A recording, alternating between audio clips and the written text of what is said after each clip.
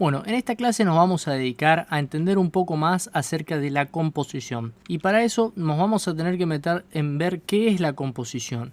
Y desde mi punto de vista, la composición es la estructura básica de nuestros diseños, ya sea que estemos haciendo diseño gráfico, ya sea que estemos dibujando o que estemos haciendo fotografía. La composición es una de las herramientas esenciales con las que tenemos que estar trabajando en el día a día. Vamos a ver qué es lo que va a estar estructurando al diseño y le va a facilitar la visualización. O sea, es la forma en la que se organiza todo el contenido visual que nosotros tenemos para meter en una imagen. Y aquí nosotros podemos utilizar ya sea textos, imágenes o distintos tipos de elementos o formas. Y ahora lo que vamos a hacer es pasar a ver los 7 principios de composición que tengo para compartirte, que son realmente muy importantes y que te van a servir, como ya dijimos, ya sea para fotografía, para diseño gráfico o para dibujo. El primero de ellos es el balance, el segundo de ellos es la proximidad. Luego tenemos a los espacios en blanco, luego la alineación, la orientación, el contraste y la repetición. Y vamos a empezar por el primero de ellos, que como ya dijimos es el balance.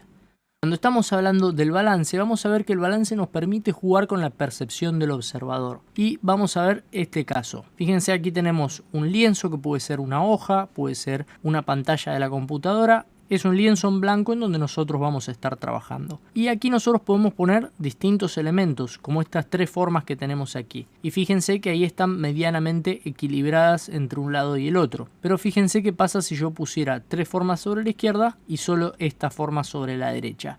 Entonces aquí nosotros tenemos una cuestión del peso visual de la imagen que nos empieza a jugar con el balance y empieza a armar una composición desbalanceada en el caso de la derecha y balanceada en el caso de la izquierda. Vamos a ver cómo afecta esto también al diseño, por ejemplo, de logos. En este caso voy a agarrar el logo de Domino Pizza y vamos a hacer este ejemplo para que puedan entender cómo trabaja. Vamos a quitarle directamente la parte del nombre y vamos a trabajar únicamente con el dibujo. Vamos a agarrar en este caso y vamos a trazar la línea del piso para ver dónde está apoyado este elemento, y vamos a ver también que nosotros podemos trazar 2 diagonales para poder encontrar lo que sería el centro de gravedad. Ahora nosotros tenemos este punto, que es el punto central de esta figura, y vamos a ver que ahí tenemos el centro de gravedad y sin embargo en esta parte nosotros tenemos el punto de apoyo.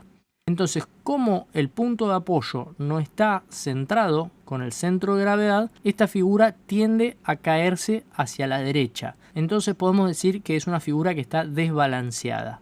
Ahora, lo que nosotros podríamos hacer con esta figura, si estuviésemos interesados como diseñadores en balancearla, podría ser, por ejemplo, reorganizarla de esta forma. Y ahora sí, nosotros podríamos también volver a poner la línea del piso, podríamos volver a trazar las diagonales y encontrar su centro de gravedad. Ahora, cuando vemos, nosotros tenemos que este centro de gravedad está justo sobre el punto de apoyo. Entonces vamos a ver que esta figura sí está balanceada.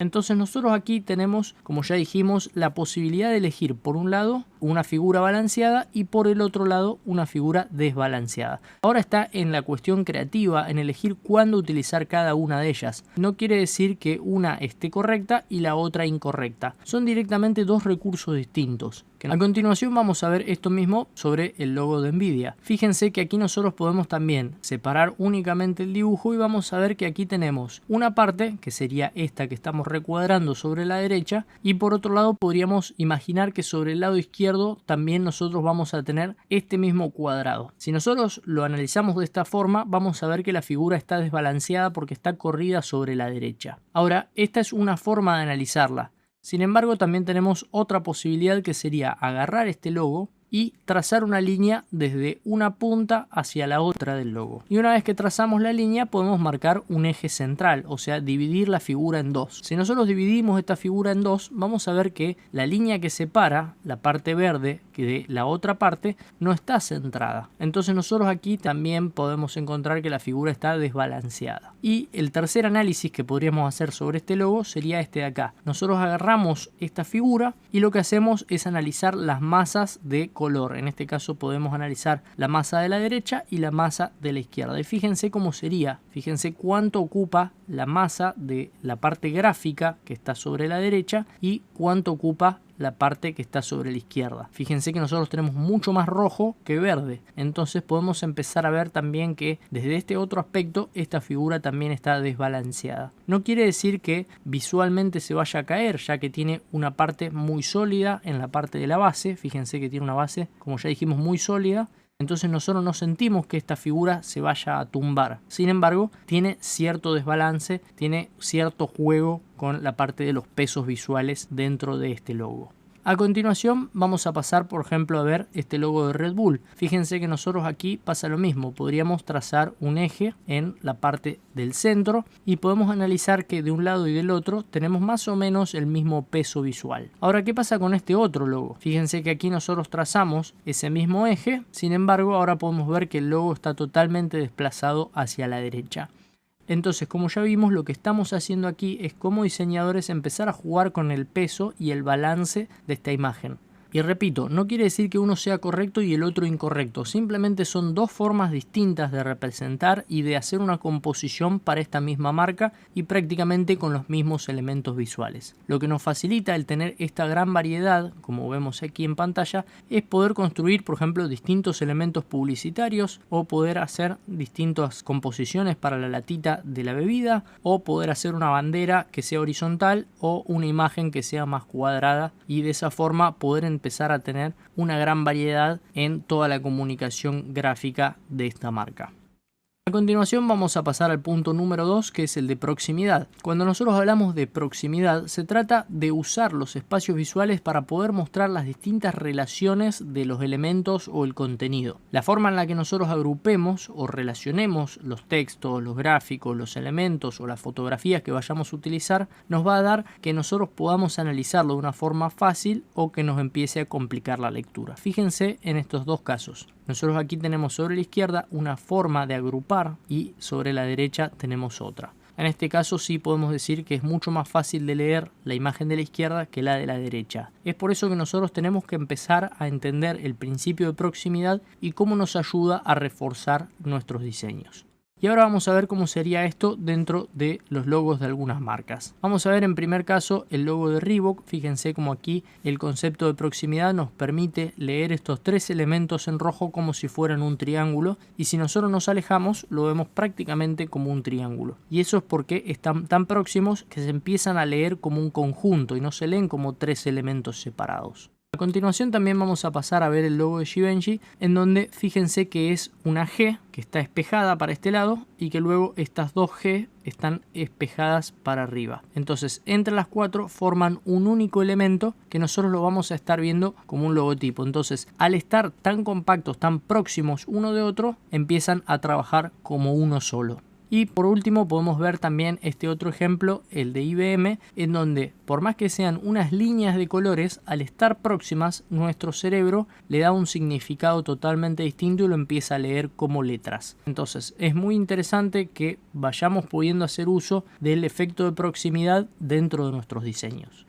El tercer punto que vamos a ver son los espacios en blanco. Los espacios en blancos o espacios negativos son espacios entre las distintas partes de un diseño y son espacios que nos ayudan a definir y a separar distintas secciones de este diseño. Fíjense en este caso lo que sería el ejemplo del logo de Fórmula 1. Nosotros aquí podemos ver que la F está representada, por ejemplo, si nosotros lo tuviésemos que imprimir, la F se imprime en negro y las tiras rojas se imprimen en blanco. Sin embargo, el número 1 no hace falta imprimirlo. Sin embargo, nosotros lo podemos ver ahí dentro de esa composición. Y es ahí donde nosotros empezamos a hablar del espacio en blanco o el espacio negativo, como también se lo conoce en diseño gráfico. Fíjense, también tenemos el caso de FedEx, que también incluye en su interior a una flecha. Entonces, es muy importante que nosotros sepamos jugar con los espacios negativos para poder darle también significado y aprovecharlo al máximo cuando nosotros estemos diseñando ya sea un logo o la comunicación visual para las redes sociales que vayamos a realizar. A continuación vamos a ver también el logo de Northwest Airlines, en donde podemos ver que nosotros tenemos un círculo con una N pero también esa N se puede recomponer como si fuera una W, que nosotros lo podríamos ver aquí. Entonces aquí tenemos la N y si recomponemos con este espacio negativo podemos ver la W de esta empresa. Entonces es muy importante que nosotros sepamos jugar con los elementos y aparte con los espacios en blanco. Por último vamos a ver también el logo de Paramount, en donde nosotros podemos ir viendo que hay distintas estrellas, por ejemplo, rodeando el logo. Y luego en el interior hay una montaña, pero esa montaña en realidad no está ahí. Lo que nosotros estamos dibujando es la ausencia de la montaña, es el espacio vacío. Y la montaña se entiende por contraposición. Así que como ven es muy importante que empiecen a jugar con los espacios en blancos o los espacios negativos, ya que va realmente a representar cerca del 50% de nuestro trabajo como diseñadores. Nosotros podemos utilizar los elementos para diseñar y también la ausencia de elementos vamos a poder utilizarla para diseñar. A continuación vamos a ver el punto número 4, que es la alineación. Sin una alineación consistente, el trabajo empieza a verse desorganizado. Entonces vamos a empezar a ver cómo nosotros podríamos utilizar estos 3 elementos y alinearlos si tuviésemos que hacer otros 3 más. Y si tuviésemos que agregar un elemento más grande, ¿dónde lo pondríamos? Probablemente podríamos utilizarlo en esta parte de aquí, alineándolo con los otros. Y si tuviésemos que seguir agregando elementos, tal vez podríamos hacerlo de esta forma o de esta otra. Entonces fíjense que aparecen ciertas guías o ciertas reglas que nos van a estar ayudando a organizar todo nuestro trabajo de una forma mucho más lógica y más organizada. Fíjense también tenemos este otro ejemplo en donde podemos ver que también la altura de la imagen corresponde con la altura de las distintas tipografías y los elementos visuales que nosotros agregamos en esta etapa de aquí. Vamos a ver que el punto número 5 es la orientación. Y cuando estamos hablando de orientación tenemos que hacer referencia hacia dónde miran los elementos de la composición gráfica, ya que pueden estar orientados a mirar en el sentido de la lectura o por ejemplo de arriba hacia abajo o de abajo hacia arriba. Vamos a ver algunos ejemplos, en este caso traje el logo de Johnny Walker, en donde nosotros podemos ver que este personaje está caminando de izquierda a derecha, o sea, está caminando en el sentido de la lectura y por eso nosotros lo podemos leer como un sentido de avance. Ahora, fíjense qué pasa con el logo de Peugeot. En este caso, el león está mirando hacia la izquierda, entonces es como que contradice el sentido de lectura, y para nosotros el sentido de lectura es el sentido corriente, el del paso del tiempo, y es por eso que en este caso este logo es como que va a chocarnos un poco más que el de Johnny Walker, en donde nosotros vemos al personaje que está avanzando. También nosotros podríamos ver que no solo pasa por el sentido de lectura, fíjense en este caso el logo de Amazon. En este caso tenemos la flecha naranja que simboliza que sus productos van desde la A hasta la Z, pero también se puede reconocer como una sonrisa. Entonces es una orientación bastante importante, ya que también va desde la izquierda hacia la derecha. Ahora, ¿qué pasaría si nosotros girásemos este elemento y lo pusiéramos en otra dirección? Fíjense que ahora la orientación de este elemento va a estar chocando y va a ser realmente un simbolismo totalmente distinto para este logo. En este caso, fíjense que con las dos A aparecen los ojos y esto parece una boca triste. Entonces no es nada que ver el armar un diseño con estos mismos elementos de una forma que armarlos de otra forma, o sea, con otra orientación.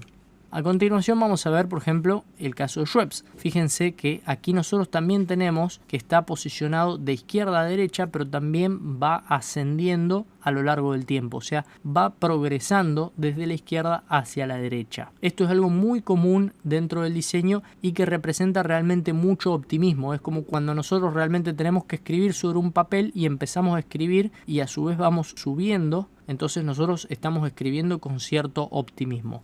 Y fíjense que también pasa aquí en el logo de Pepsi, en donde nosotros, por más que tengamos un logo redondo y sin texto, también podemos empezar a ver que tiene ese ascenso marcado, esta orientación marcada, en donde sube desde la izquierda hacia la derecha. Entonces es muy importante poder entender que esto también está ahí, por más que sea un elemento totalmente redondo y no tenga texto. A continuación, el tercer caso que quería mostrarles es el de Arcor. Fíjense que en este caso es un óvalo en donde las letras están todas alineadas. Sin embargo, tenemos este arco que también tiene esa forma de progreso de izquierda hacia derecha. Entonces es muy importante ver cómo estos tres logos de formas totalmente distintas están representando esta orientación que es realmente muy utilizada en el diseño de logotipos de cualquier tipo de marca. Fíjense que también tenemos el logo de Nike, el logo de Rexona y por último también el logo de Twitter. Fíjense que en este caso la figura es una forma muy compleja, sin embargo nosotros podemos seguir viendo ese progreso, ese empuje en el logo de Twitter. Y a continuación vamos a ver que hay realmente millones de marcas que utilizan esta estrategia de orientar su logo un poco hacia arriba de izquierda a derecha. Entonces realmente es algo que podríamos llegar a tener en cuenta como diseñadores si tuviésemos que diseñar el logo de una marca. A continuación vamos a ver el punto número 6, que es el contraste. Y el contraste nos permite captar la atención o poner el énfasis sobre ciertas cuestiones. En este caso yo puse una frase que es: el contraste mata a la monotonía. Y nosotros podemos ver ahí de una forma muy sencilla cómo este contraste entre las distintas tipografías, los colores y todas esas cuestiones realmente empiezan a hacernos resaltar todo el diseño que tenemos en nuestra composición. En este caso también es importante destacar que el contraste se puede hacer por medio de colores, de estilos de textos, de tamaños, por un montón de formas. Nosotros podemos utilizar el recurso del contraste. Y a continuación vamos a ver cómo podemos hacer para utilizarlo. En este caso podemos ver que tenemos distintas figuras y que las 4 primeras son cuadradas y la última es redonda. Entonces aquí nosotros tenemos un contraste de formas. Sin embargo, en este otro caso nosotros tenemos un contraste de color. Fíjense que las 3 primeras figuras están dentro de algún tono de rojos, sin embargo la última figura utiliza el color complementario que es el verde. De esta forma nosotros podemos generar contraste por medio de diferenciarnos en lo que son los colores. Y en última instancia lo que tenemos aquí es un contraste de saturación. Fíjense que los 3 primeros tienen colores muy saturados, o sea muy vibrantes, muy enérgicos, y la cuarta figura tiene un color muy desaturado, prácticamente llevado hacia la escala de grises. Entonces aquí nosotros también podemos generar este contraste entre colores saturados y colores desaturados. Como ya dijimos, no solo se puede utilizar con formas y colores, sino que vamos a ver ahora cómo sería el contraste en distintos diseños de logos. En este caso el primero que traje es el logo de Fanta, que también tiene un contraste muy grande por colores, ya que utiliza el naranja y el azul, que son prácticamente complementarios en la rueda de color. A continuación también tenemos contraste por tamaños. Fíjense aquí el logo de Braun, cómo permite que la A esta, que está un poco más grande, empiece a contrastar muy rápidamente por sobre las otras letras. Entonces el tamaño también puede llegar a resultarnos un recurso interesante en este caso. A continuación también tenemos un contraste tipográfico. Fíjense este caso del logo de Billabong, en donde se separa la palabra en 2 tipografías distintas. En un caso tenemos una tipografía más ligera y en la otra tenemos una mucho más pesada. Entonces esto nos permite empezar a leerlo de forma distinta.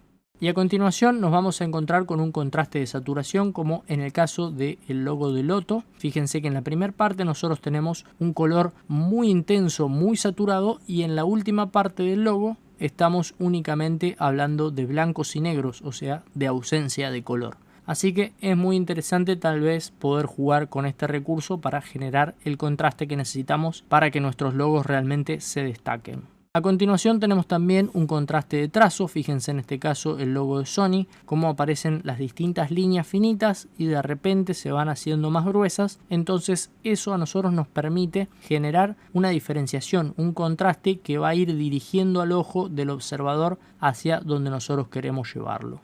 A continuación también tenemos aquí un contraste de alineación en el logo de New Line Cinema. Fíjense que tenemos una dominante vertical aquí, el centro aquí de la película también sería en este sentido. Sin embargo, la segunda tirita aparece totalmente desalineada. Entonces genera un contraste ahí en lo que es el plano de las formas, y es muy interesante poder utilizar este contraste también para enfatizar y hacer un logo que no sea monótono.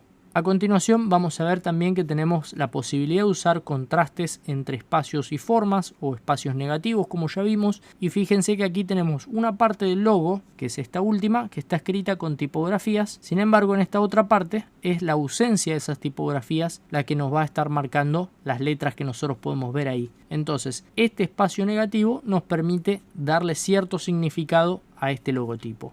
Y por último también vamos a volver sobre el contraste de saturaciones. Fíjense que el logo de NBC tiene en la parte de arriba una gama de colores muy saturados y en la parte de abajo únicamente utiliza el negro. Entonces esto genera cierto contraste que le da al logo realmente la calidad que este logo tiene.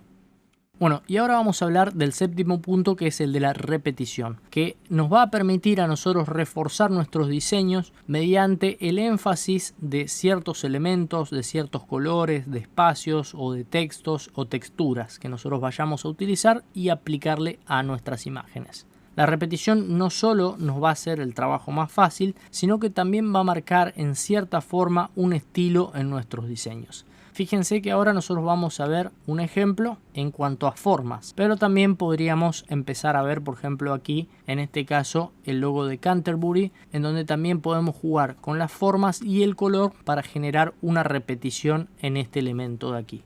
A continuación podemos ver también el logo de Audi, como nosotros empezamos a armar una composición y este logo se empieza a realmente a leer con una fuerza muy grande, pero es por medio de ir repitiendo un elemento que nosotros podemos generar esta especie de cadena de Audi que realmente es muy fuerte en cuanto a composición para un logotipo.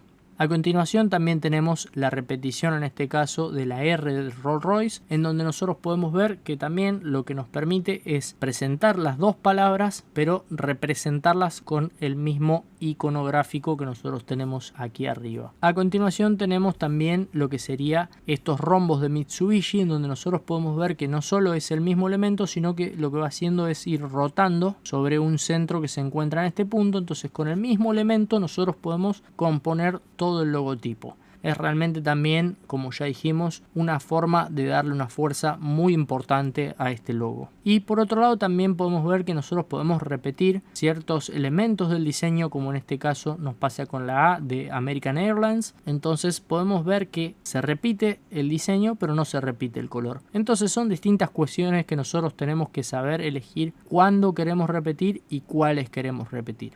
Por último, les voy a dejar un bonus track que es la psicología de las formas. En este caso no estamos ya hablando de los 7 principios de composición, sino que es un plus para esta clase. Fíjense que también nosotros podemos decir que las formas son un elemento gráfico que nos va a permitir complementar, resaltar o encuadrar distintas ideas, pero por sí mismo cada una de estas formas tiene un significado para nuestro cerebro. En este caso podríamos hablar que, por ejemplo, el cuadrado nos va a estar representando unos conceptos muy relacionados con la solidez, la estabilidad, la fortaleza, la seguridad, la honestidad, la confianza y el orden. En este caso, fíjense cómo American Express lo utiliza dentro de su logo para reforzar el mensaje. Son cuestiones que, como el uso del color, son realmente subjetivas y que están muy atados a quién va a estar viendo estas imágenes. Sin embargo, nosotros como diseñadores tenemos conocimiento de que ciertas formas representan ciertos conceptos en la cabeza de los observadores y es por eso que las utilizamos.